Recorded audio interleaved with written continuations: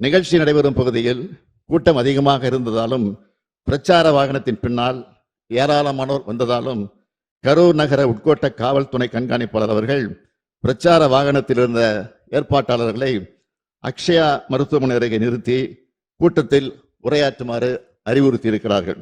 அதற்கு நிகழ்ச்சி ஏற்பாட்டாளர்கள் முன்பே அனுமதிக்கப்பட்ட இடத்தில்தான் பேசுவோம் என்று பிடிவாதமாக தொடர்ந்து முன்னேறி சென்றனர்.